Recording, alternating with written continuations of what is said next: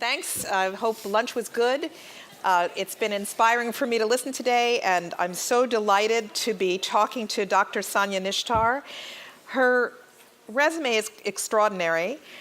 She was a former federal minister of health in the government of Pakistan. She graduated from Khyber Medical College. She had 16 distinctions, which set a college record. She graduated best in school, top of her class.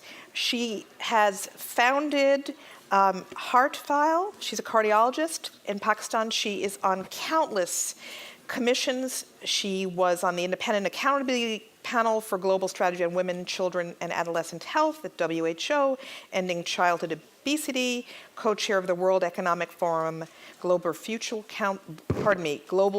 Council on Health and Healthcare.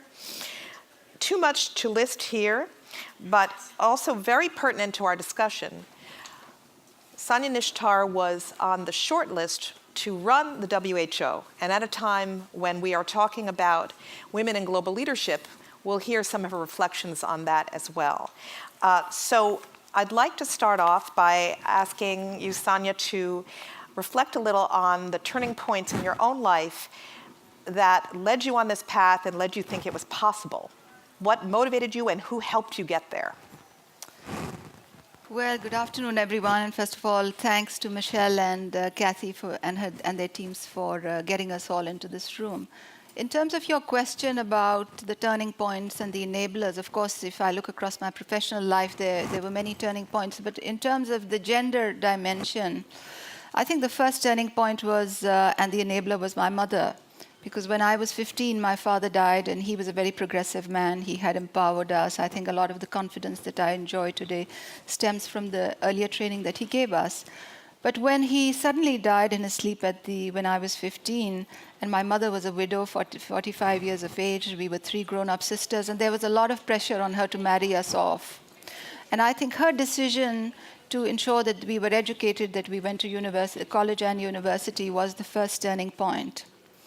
Then the second enabler and turning point was when I got married. And when I did, for 6 years, I had 2 children. I took a gap, did not work, put my professional life on hold. But I always had this desire to go back to professional life. And because we lived in a joint family system and I didn't want to disturb anyone outside, I would put a mat in the bathroom and at night prepare for my MRCP Part 1 exam. And then when my husband and I were on a vacation in London, I told him I was going to sit the exam. And he thought I was joking, because he said people take a lot of attempts. It's a difficult exam, but I got through in the first attempt. And from that day onwards, there has been no turning back. And he has been extremely, extremely supportive. And he is supportive because he's a confident man. He has no insecurities. I heard nothing about the insecurities that men have when their women get very ahead in their professional life. So I think that has been an enabler. And the third thing that I haven't heard about during our discourse today is the role of mothers-in-law. Because my mother-in-law is extremely supportive, and I think that having her there and living with her has been a turning point. Because she has enabled me and supported me in so many different little ways. For instance, my husband likes to have flowers in the room, fresh flowers, every day in the house, and she's the one who actually notices that I'm on a trip or I'm very preoccupied on a particular day and will just sneak and put the roses in place to make sure that he's... So I think that, of course, I have put an enormous amount of hard work. Because when you're a woman and you are balancing, running a home, raising children, looking after the elderly, social life with a very aggressive career, running an organization of your own, being on several boards, chairing 3 committees, giving 2 keynotes a month, several international travels, conference calls, writing deadlines, etc., you have to be very organized, and you have to work twice as hard. But of course, the role of the enablers has been very important. We are sitting in California, and I cannot help drawing an analogy of a woman's career with that winding street in San Francisco. I'm forgetting the name now. Lombard? Lombard Street. I mean, a man's career is more like El Camino Rio, and we have to navigate, Lombard Street, where every corner there are gender roles and stereotypes that we have to negotiate. So it's hard work. It's a lot of multitasking and time management, and it's the role of enablers. That's great. When we were chatting, you were telling me, you were walking me through your last 48 hours. And I think one of the things that's really important is to have a kind of concrete sense. As women, we have multiple roles. This is a barrier, it's a privilege, but child rearing, household management, all those things that fall upon us. And you were walking me through a remarkable 48 hours. And I think if you shared it with our audience, they'd enjoy it. Well, when I started my journey, I was driving to the airport, and I used that time for the calls. I used that time for the calls with my staff at my workplace and staff at home, to organize everything. Then once I checked in, I had 2 hours, I had 2 virtual meetings. I got on the first leg of the plane, I worked on a manuscript. When I was in transit, I got a printout of the manuscript because I like to do the editing. That's how I like to do the editing. And then I worked on the manuscript again. The minute I got down, I sent it off. And now I have the privilege of being amongst you. I'm headed back home at 6 p.m., although I have to be back in Washington for an evening meeting on Tuesday. But I'm going to go back home, spend time with the family, because when we talk about time management and multitasking and managing yourself, it is not just time for your professional life that you have to carve out. It is also quality time for your family and your growing up children. I think it's an enormous privilege to be able to do all these and to have so many roses in the basket. But it does have a toll on your physical ability to do these things.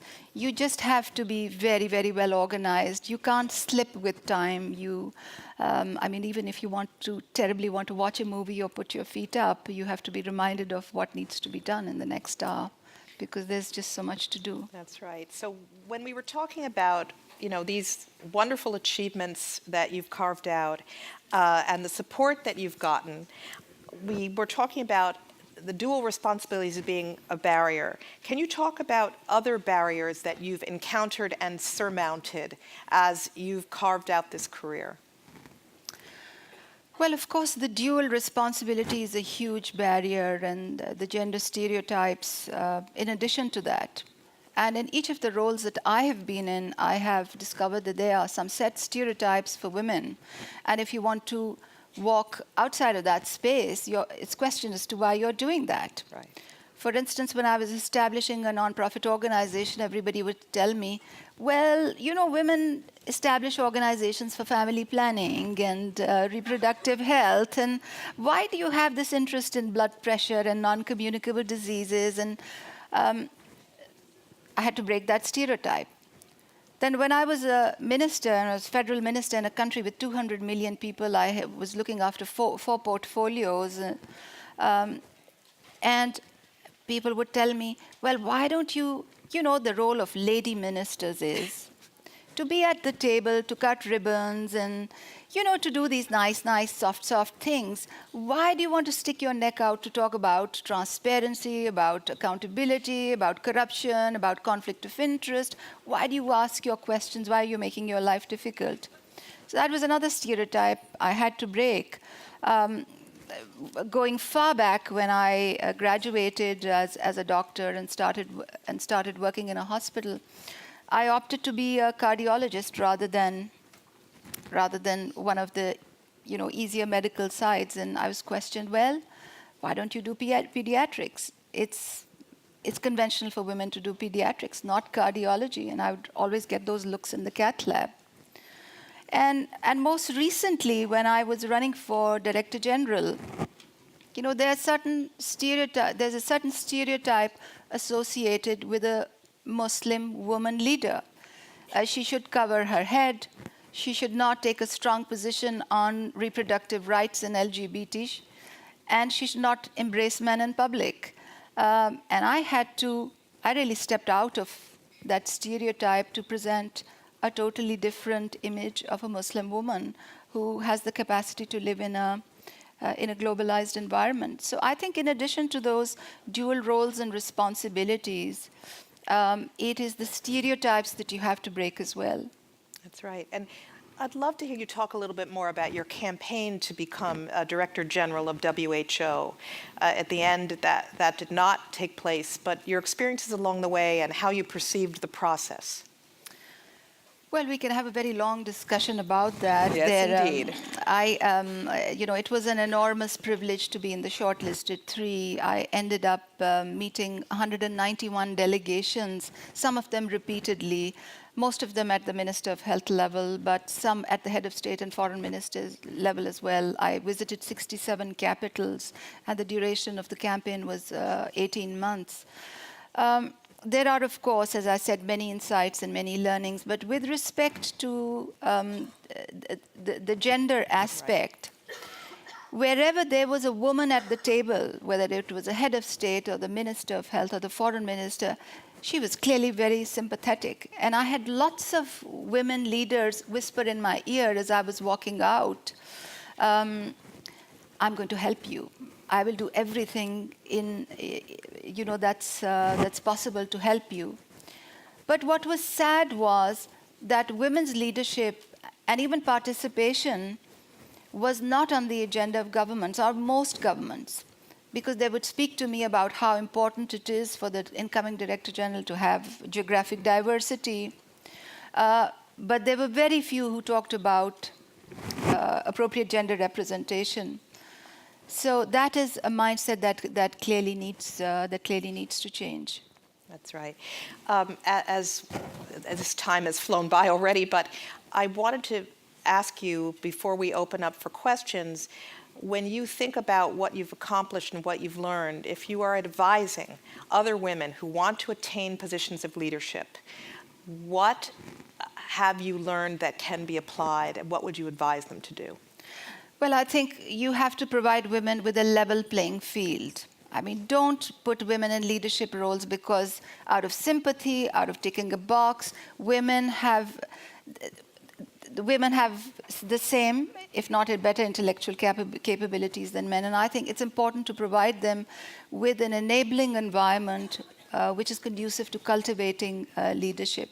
And that, of course, has a number of implications for policy norms, for human resource policies, for remuneration and retention, regulatory approaches, for worksite safety policies, for women protection, and a number of related policy approaches.